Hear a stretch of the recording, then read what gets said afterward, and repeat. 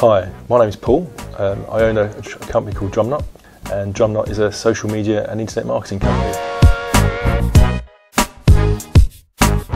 I've worked in IT all my life, initially as a software engineer, then latterly as a project manager. Was made redundant in 2009 and decided to start Drumknot. I've always been very frustrated as an employee working for another large company and much prefer being my own boss. And also having 3 young children and being divorced, I've got a fairly unstructured lifestyle to some extent, and it's good to be able to do a business that will fit around my life rather than just doing a 9-to-5 job.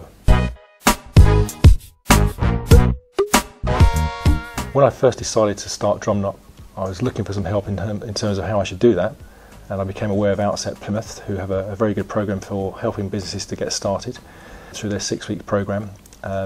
A lot of the stuff I was already familiar with from previous experiences, but it was good to have a refresher and get some new ideas on things.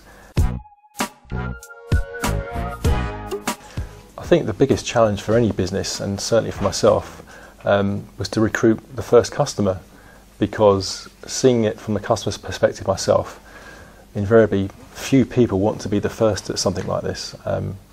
They're taking a risk investing in you if they're going to ask you to deliver some services or products for them. So for me, the big challenge was to recruit the first customer, and I successfully did that probably in November of last year when I started talking to a guy who'd been referred to me by a colleague. This guy built up trust in me. I explained that we were starting fresh, and I was very open with him, very honest. He liked that approach. I think he could understand that I knew what I was talking about, and he decided to take the leap of faith and give the business to us.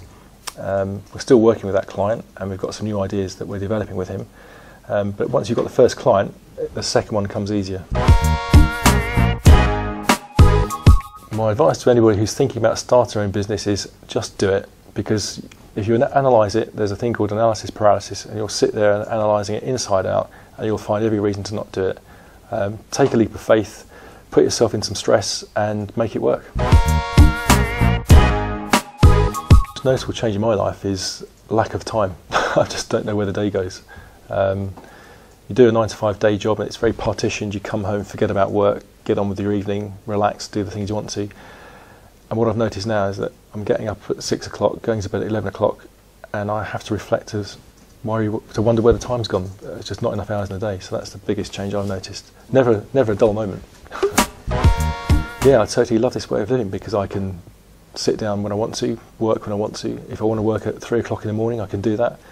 I can make myself a coffee when I want to, and I can just fit my lifestyle around what I'm doing and still work along, long hours. I don't ever see myself retiring, because I think you need to have passion and a reason for getting out of bed in the morning, and I like to be stimulated. But I'd like to think in 10 years' time that I was financially secure, that I would work because I wanted to rather than because I have to earn money to pay the bills. Hopefully owning a successful company and enjoying the technology that goes with it.